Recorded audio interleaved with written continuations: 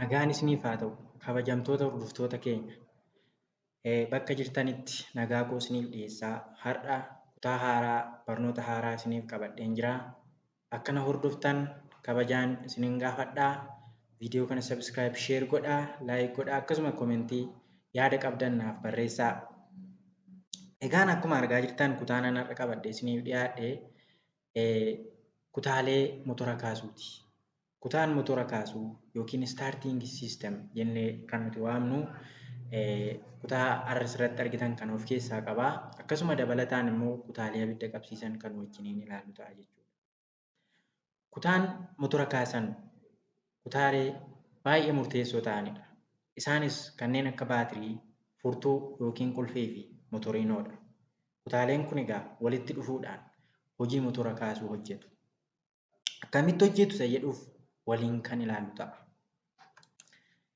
Egaan kutaan motora kaasuu yookiin starting system kan nuti jennu kun motoriinoon humna elektiriikaa baatirii irraa argatu gara makaanikaalaatti jijjiiruun kolloo filaayiwiiliin qabee naannessuun akka motorri ka'u kan taasisu qaama elektiriikaa keessaa isa tokkodha jechuudha. Kanaaf egaa firoota koo kutaaleen kunneen kutaalee bebbeekamoo yookiin kompoonentoota sadii of keessaa qabu. Isaanis baatirii, kuwaadiroo yookiin furtuu, ignition switch jennaanii, inni sadaffaan motoriinoodha. Yeroo darbe waa'ee baatirii isinii kaaseen ture. Baatiriin kutaalee elektiriikaa konkolaataa keessaa isa hangafa yoo ta'e iyyuu konkolaataa kaasuudhaaf akkasuma immoo kutaalee abidda uuman dabalataan kutaalee ibsaa garaagaraa ifuudhaaf kan nu gargaaru anniisaa baatirii irraa maddudha. Kanaaf baatiriin maal akka of keessaa qabu kanneen akka sibiila, liitii, liidooksayidii fi asiidii bishaan of keessaa qabaachuu isaa viidiyoo duraatiin ilaallee turre. Har'a garuu kan nuti wajjiniin ilaallu baatiriin humna keemikaalaa gara anniisaa elektirikaalaatti jijjiiruudhaan akka motorri keenya ka'u akkasuma immoo anniisaan abidda uuman gara anniisaa ho'aatti jijjiiruudhaan boba'aa fi qilleensi keenya walitti makaman akka anniisaa ho'aa uuman kan nu gargaaru baatiriidha. Kanaaf kutaaleen sadan kunniin egaa jalqaba furtuu keenyaan yookaan kuwaadiroo ishee jennuun gaafa bannu anniisaan baatirii irraa ba'ee gara furtuu kana keessa darbuudhaan gara motoriinoo dhaqa. Motoriinoon kun anniisaa elektirikaalaa gara anniisaa makaanikaalaa yookiin sochiitti jijjiiruudhaan motorri keenya akka ka'u godha jechuudha. Egaan firoota baatiriin akkuma argitan baatiriin kan hin banamnee fi kan baname ta'uusaa yeroo darbe walii wajjiniin ilaallee turre. Haa ta'u malee akkasuma kuwaadiroo yookiin ignition switchiin sarara elektiriikaa gara motoraa deemu kan banuu fi cufu gargaaru yoo ta'u qulfii konkolaataa keenya yookiin daashboordii keessa jirudha jechuudha. Kanaaf qulfii kana yeroo bantan baatiriin akka motora kaasuuf ajajuu keessan ta'uu hin dagatinaa. Kanaaf furtuu keessan yeroo bantanitti yoo motorri ka'uu dide rakkoon sun rakkoo baatirii ta'uusaa hubachuu danda'uu qabdu. Kanaaf baatiriin yeroo kam rakkoo godhata yeroo jedhamuuf immoo baatiriin bishaan yookiin asiidii yoo fixe akkasuma immoo baatiriin wantoota garaagaraatiin yoo miidhamee ka'uu dhiisuu danda'a waan ta'eef baatirii keessan ilaaluun barbaachisaa ta'a. Kutaan inni lammaffaan motoriinoodha. Motoriinoon kun egaa kutaa solenoidii jedhamu qaama isaarraa kan qabu yoo ta'u innis motora kaasuudhaaf kan nu gargaaru yoo ta'u anniisaa keemikaalaa baatirii irraa dhufu gara anniisaa elektirikaatti jijjiiree anniisaa elektirikaa kana immoo gara anniisaa sochiitti jijjiiruudhaan piiniyeen giirii yookiis immoo istaartarii kana voolaanoo wajjiniin wal quunnamsiisuudhaan motorri keenya akka ka'u godha jechuudha. Kanaaf baatiriin keenyarraa humni dhufu asiin solenoidii kanatti hidhama. Akkasuma immoo asirraa dhufee yeroo solenoidiin kun shiboo maramaa kanaan akkas dhiibdutti piiniyeen giiriin kun yookiin istaartariin kun as keessaa as ba'uudhaan voolaanoo guddicha sanaan bakka kanatti wal qabachuudhaan voolaanoo kollootti hidhamee jiru naannessiti jechuudha. Yeroo sana motorri keenya ni ka'a jechuudha. Egaan sistema isaa yookiin eessaa ka'ee garamitti akka inni hojjetu yoo waliin ilaallu baatiriirraa ka'ee sistema kana sirriitti hubadhaa. Baatiriirraa ka'ee qulfiin yookiin kuwaadiroon nuti bannu konkolaataa keenyarra gaafa nuti bannu anniisaan baatirii kanarraa ka'ee akka as keessa darbuudhaan gara motoraa seenu ajajuu keenyadha jechuudha. Kanaaf yeroo qulfii bannutti anniisaan elektirikaa asiin dhufuudhaan gara solenoidii keenyaa seena jechuudha. Solenoidiin kun immoo giiriin keenya yookiin immoo staartariin keenya motoriinoo keessaa achi ba'uudhaan akka inni filaayiweelii isa kana wajjiniin wal quunnamu godha jechuudha. Kanaaf motoriinoo kana irratti armeechariin giirii xiqqoo qabattee jirtu ishee kana wajjiniin wal keessa jirti. Isheen kun as ba'uudhaan giirii guddicha kana faana yeroo isheen itti wal quunnamtu giirii guddaa kana naannessiti jechuudha. Kanaaf shaaftiin keenya yookiin immoo kolloon keenya as keessatti hidhamee waan jiruuf motorri keenyas wajjiniin naanna'u jalqaba jechuudha.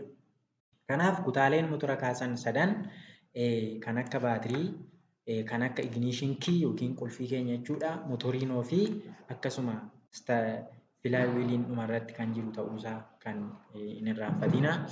Itti aanuudhaan firoota koo viidiyoon kun barnoota sirrii irraa argachaa jirtu yoo ta'e sabiskiraayib godhaa, sheer laayik godhaa, akkasuma yaada yoo qabaattan, gaaffii yoo qabaattan, wanta garaagaraa gorsas na gorsuu yoo barbaaddan koomenti godhaa, yaada naaf barreessaa. Itti aanuun kutaan nuti ilaallu kutaalee ibidda uumanidha jechuudha. Kutaan ibidda uumanii kutaalee murteessoodha. Injiinii keessatti kutaalee baay'ee murteessoodha. Isaan kunniin abidda uumuudhaaf gargaaru. Abiddi kan inni uumamu yeroo qilleensii fi boba'aan walitti makamanii ka'anii paaworiin yeroo uumamutti abidda kanaan uumama jechuudha. Kanaaf kutaan kun kanneen akka baatirii ofirraa qabaa. Akkasuma distribuutarii, kaandeellaa fi akkasuma boobinaa dabalataan kanneen qulfii yookiin furtuun isaan kunniin kutaalee abidda uuman jedhamanii beekamu jechuudha. Kutaa kana tokko tokkoon gaafa ilaallu kutaan kun kutaalee arfan kana kanneen akka baatirii, boobinaa yookiin immoo abaansii, distribuutarii jechuudha. Akkasuma paantiinaa yookiin kontaakti bireekar isa jedhamu ofirraa kan qaban yoo ta'u, inni jalqabaa baatiriidha. Baatirii isinitti himeen ture egaa baatiriin motora kaasuuf ni fayyada. Akkasuma immoo humna abiddaa uumuuf ni fayyada. Akkasuma muuziqaa garaagaraa illee taphachiisuuf ni fayyada jechuudha. Garuu hamma motorri ka'utti qofaadha baatiriin waan ta'eef yeroo sana motorri erga ka'ee booddee dinaamuu fayyadamna jechuudha. Egaan boobinaa inni nuti jennu sirriitti na hordofaa, kunneen qormaataa irratti illee ni dhufu. Seeraan na hordofaa. Boobinaan shiboo maramaa gosa lama qaba. Piriimarii fi sekendarii kan jedhamu ofirraa qaba jechuudha. Piriimarii waayindingii እና sekendarii waayindingii kan jedhamu shiboo maramaa irra jiruu fi keessa kan jiru ofirraa qaba jechuudha. Shiboo maramaan irra jiru kuni baatirii faana kan walitti hidhamedha jechuudha. Baatirii faana walitti hidhamee jira. Shiboon qal'oon baay'inaan maramtee jirtu immoo walakkaa kana keessa jirti jechuudha. Boobinaan kun keessa isaati jechuudha. Keessa ignition coilii kana gaafa ilaaltan shiboo marame kana gosa lama piriimarii fi sekendarii of keessaa qaba jechuudha. Piriimariin kun baatirii faana wal quunnamee waan jiruuf yeroo qulfiin banamutti baatirii irraa humni keemikaalaa gara elektiriikaatti jijjiiramee dhufe as keessatti dhufee kuufama jechuudha. Yeroo kuufame kanarratti piriimarii coilii kanarraa gara sekendarii coiliitti daddarba jechuudha. Yeroo daddarbe sana kallattii kanaan asii ol bahuudhaan maal faana wal quunnama? Raabsituu yookiin distribuutarii faana wal quunnama jechuudha. Kanaaf inni kun vooltiin keessumaa faayidaan ignition coilii yookiin boobinaa kanaa inni baatiriin vooltii 12 qofa qaba. Vooltii 12 sana gara vooltii 20,000 hamma 50,000tti ol baay'isti jechuudha. Hamma kanatti ol guddisee dandeettii abidda uumuu akka godhatu baatiriin keenyarraa anniisaa dhufe ol baay'isuudhaan dandeettiin abidda uumuusaa akka dabalu gooti jechuudha. Kanaaf faayidaan boobinaa kana ta'uusaa hin dagatinaa. Inni kan biraan abaansii yookiin distribuutariidha jechuudha. Abaansii yookiin distribuutarii inni nuti jennu kun raabsituu abiddaati jechuudha. Raabsituu abiddaati. Kanaaf egaa akkuma boobinaarraa dhufee as keessa seena jechuudha. Humni elektirikaa sun kallattii kanaan ishii qal'oo kanarraan dhufee kallattii kanaan dhufee yeroo kana seenu isheen kun immoo tokkoon paayipoota jiran kanaan paayippoota siliindarii 4tu jira yoo ta'e arfanuufiyyuu asirratti gadi qadaadamtee jirti jechuudha. Isheen kun asirratti gadi qadaadamtee jirti. asirratti raabsiti jechuudha. Kanaaf ishiin kun raabsituudha. Tokkoon taayimiingii isaa yeroo isaa eeguudhaan kan raabsituudha jechuudha. Haa ta'u malee paantiinaa kan jedhamtu as jirti. Paantiinaan kun bakka kanatti egaa tokkoon kan ilaalu ta'a. Paantiinaan kun banamuuf cufamuudhaan piriimarii kooyilii irraa sekendarii kooyilii irratti anniisaan voolteejii akka dabalu kan gootudha jechuudha. Kanaaf ishee kanadha. Isheen kun paantiinaa yookiin kontaaktii bireekarii jedhamti. Isheen kun paantiinaa yookiin kontaaktii bireekariin kun sarkiitiin yookiin jalqaba piriimarii sarkiitii banamuu fi cufamuun humni elektirikaa akka shiboo fi lammaffaaf yookiin sekendar waayindiidhaan akka guddaa uumamuuf tajaajilti jechuudha. Kanaaf asirra wanti banamtuu fi cufamtu jirti. Paantiinaa kanarraa isheen kun jechuudha. Isheen kun oliif gadi kan sochootudha. Kaamshaftiidhaanii kaamshaftii yookiin albiroo kaamsa jennu sanaan oliif kan cufamtudha. Yeroo ishiin cufamtuuf banamtu sana piriimarii kooyilii irraa sekendarii kooyilii irratti voolteejiin baay'inaan akka daddarbee ol guddataa deemu kan godhudha jechuudha. Kanaaf egaa paantiinaan kun egaa jiraachuun ishii tokkoffaa voolteejiin gara distribuutariitti akka darbu ni gooti. Jalqabaan voolteejiin akka ol baay'atullee paantiinaan akka sirriitti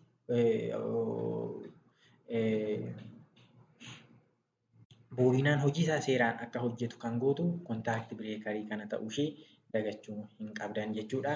Inni dhumaan kaandeellaadha. Kaandeellaan kun abidda uumamee dhufee mataa injiinii irra taa'uudhaan kallattii kanaan kan itti gadi qiccuudha jechuudha.